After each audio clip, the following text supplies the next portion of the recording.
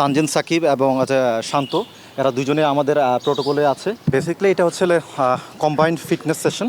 এখানে ব্যাটসম্যানদের স্পেশালি আমি যদি হিসাব করি তাহলে ওদেরকে অ্যানারোবিক ফিটনেসের প্রতি আমরা জোর দিচ্ছি, যাতে কম সময়ে কত দ্রুত তাড়াতাড়ি তারা ম্যাক্সিমাম ডিস্টেন্স কাভার করতে পারে।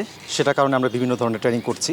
স্পেশালি ওদেরকে এখন বর্তমানে আমরা অ্যানারোবিক ফিটনেসের প্রতি জোর আরোপ করতে, যাতে দ্রুত আপনার রানিং করে সেটা যেন কাভার করতে পারে। না, ওভারঅল যদি আমি বলি সবারই ফিটনেস লেভেল অনেক হাই। গত এক সপ্তাহ যাবত তারা খুব ভালো কন্ডিশনের সাথে আছে। আমি এবং আমার কলিগ ইফতি দুজনেই আমরা দুজনের সমন্বয়ে এই ফিটনেস আমরা রান করছি এবং স্ট্রেংথ, রানিং, ফ্লেক্সিবিলিটি, রিহ্যাব সব কিছুই আমরা এই সেশনে রাখছি। এতে করে আমি বিশ্বাস যে তারা ফিটনেস লেভেল অনেক হাই। এর আগে তো কখনো একটু লম্বা সময় ধরে ফিটনেস নিয়ে কাজ করতে দেখা যায়, এটা কি আবার ডিফারেন্ট হবে? না, লম্বা সময় না, এটা হচ্ছে স্পেসিফিক। আসলে আমাদের শিডিউলটা এত টাইট থাকে যে আসলে এখানে উইন্ডোটা বের করা অনেক ডিফিকাল্ট। তো আমরা একটা কোচদের রিকমেন্ডেশনের মাধ্যমে আমরা একটা উইন্ডো বের করেছি।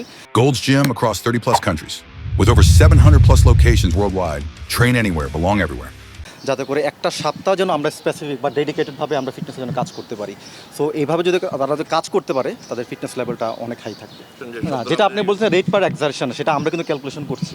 সো এখানে আসলে ওভার ট্রেন আসলে আমরা আমরা ওদের লোড ক্যালকুলেশন করছি, কার কতটুকু লোড করার দরকার, লোড ওভারলোড, ওগুলো আমরা হিসাব রেখে কিন্তু আমরা এই ধরনের ট্রেনিংগুলো করছি। কারণ আপনারা জানেন এই বছর যেই পরিমাণ সিরিজ আছে ওই পরিমাণ ফিট যদি না থাকে ভেরি ডিফিকাল্ট তাদের কনজিকিউটিভ ম্যাচগুলো খেলা।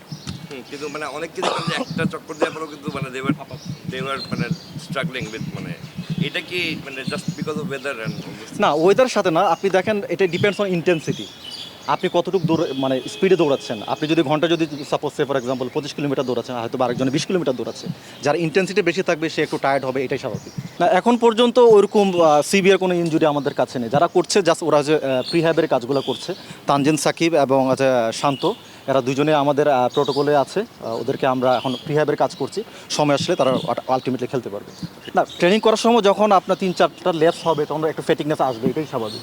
না, আমরা যেটা নিচ্ছি হচ্ছে 1600 metre time trial test, beep test, yo yo test কিংবা হচ্ছে 1600 মিটার টাইম ট্রায়াল টেস্ট। দিন শেষে আমাদের প্রিন্সিপাল কিন্তু একই, যে আপনার প্রতি সেকেন্ডে কতটুকু ডিস্টেন্স আপনি কাভার করতেছেন, এটা হচ্ছে মুখ্য বিষয়। সেটা বিপ টেস্ট হোক, ইউইউ টেস্ট হোক কিংবা 1600 মিটার হোক। ওইটা কি হয়ে গেছে? না, এটা একটা সময় আমরা করতাম, এখন আমরা এটা করছি। তাই বলে ওইটা যে ভ্যালিড থাকছে না তা না। যেটা বললেন ওইটা কি হয়ে গেছে? 1600 মিটার, হ্যাঁ, এটা এর আগের ক্যাম্পে হয়ে গেছে। রেজাল্ট না, রেজাল্ট এটা আমরা ট্রেনিংয়ের সুবিধার্থে আমরা সেটা ডিসক্লোজ করছি না।